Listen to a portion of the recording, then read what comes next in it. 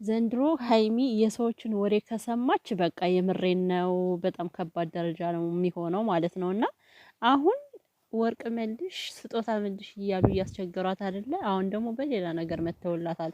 የእሱን ገንዘብ መመለስ የምትፈልጊ ከሆነ ዱባይ ስትሄጅ እሱ ነው ትኬት ቆርጦ የወሰደሽ፣ ስለዚህ እሱን መልሽ እያሉ ነው። እና አረ ያሳዝናል። ተው በእናታችኋን እናንተ።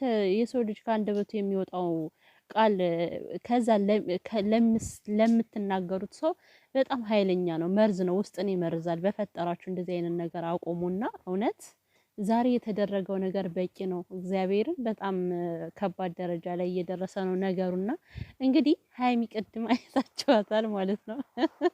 እያንዳንዱ ንግግሯ በቃ የተወሰነ ጊዜ በጣም ነበር የሚያስቀው። ተበጣጠስክ ስትለው ቴንኪው አለ ብሩኬ።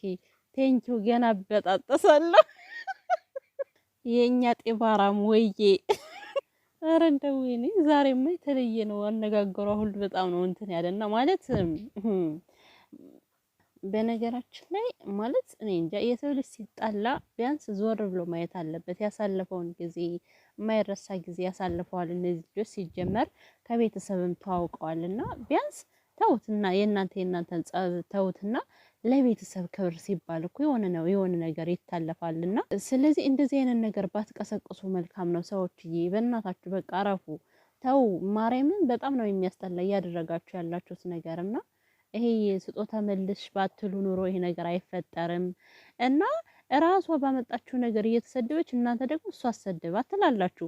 እሱ እናንተ ቆስቁሳችሁ እሷ ባደረገችው ነገር አሁን ብሩኬ ከዚህ ጋር ምን አድርግ ነው የምትሉት? ብሩኬ እኮ አላሰደባትም።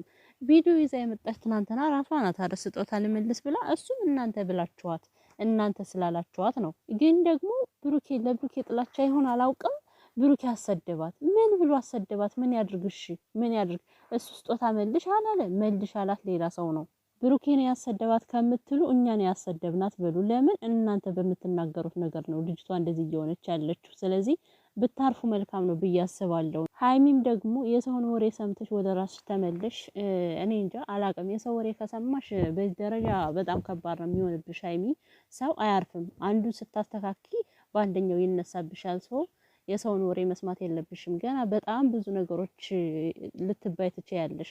ደግሞ እኔ እንጃ ስንት ፌመሶች እኮ ስንት አርቲስቶች ማለት ነው ስንት ነገር እየተባሉ ነው ከዚህ ላይ ዛሬ የደረሱት ውጤታማ ስኬታማ የሆኑት።